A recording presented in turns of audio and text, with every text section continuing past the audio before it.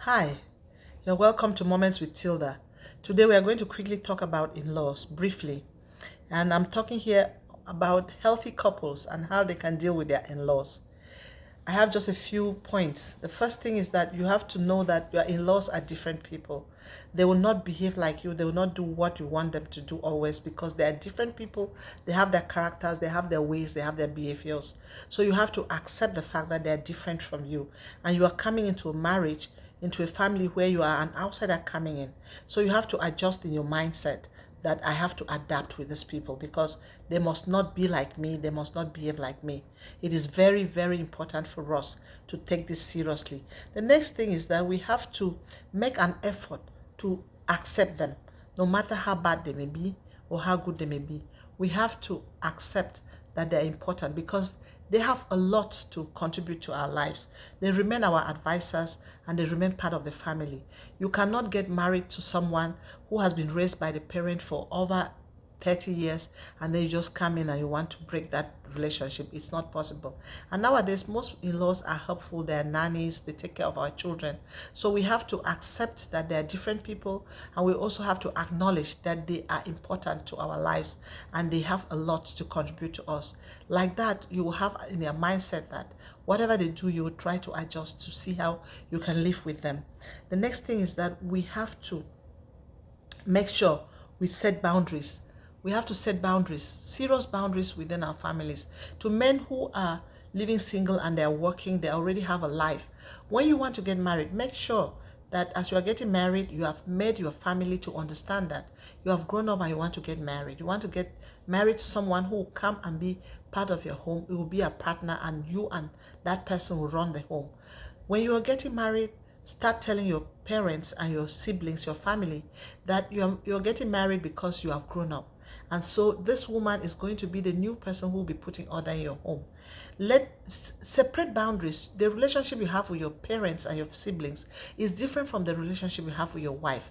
And remember, you have uh, you have agape and filial love for your parents and your siblings, but you have agape, filial, and eros love for your wife.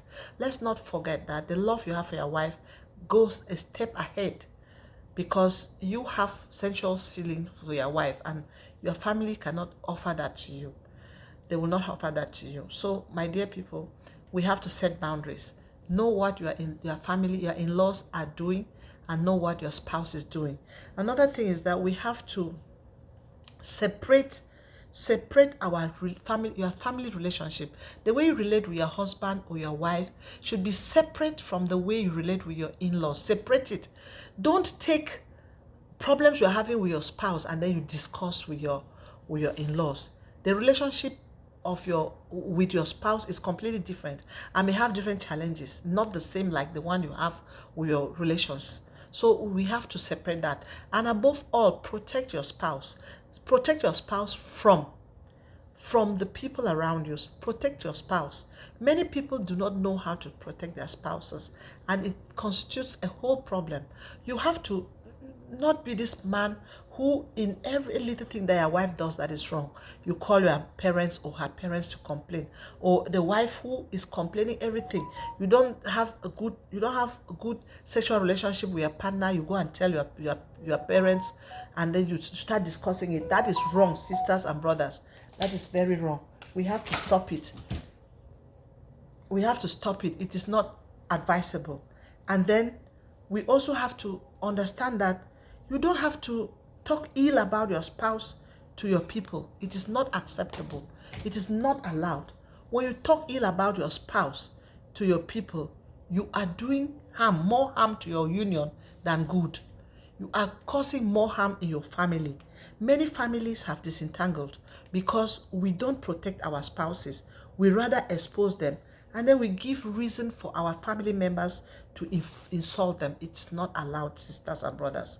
We have to communicate, keep communicating, communicate directly, direct communication. Don't insult your husband, but through the insult you are sending messages to the mother, and vice versa is not acceptable. Don't take anything personal. Remember that you are in a family, and in that family, in your home, you are the the greatest partner of the home, and it is your home. Mothers-in-law, understand that your wife, your son's wife, is running the home. You don't have to come in there and bring confusion. We need to take care of this. Actually, set clear boundaries. Figure out the kind of boundaries that you set. If you have a mother-in-law who is always wanting to go into the kitchen and disturb your wife, speak to her, speak it over with her in a nice way so that she understands. She can help in the kitchen, but she should not be the one who decides on what is done in the kitchen. We have to remember that our in-laws are people, and our in-laws have to remember that we, the wives or the husbands that come into our families, are also people. We have our right and we have our attitudes. We should be treated humane, in a humane way. We have to respect also that our spouses have attachments to their families. We cannot cut them off completely. Let's respect that attachment. Thank you so much and have a blessed day.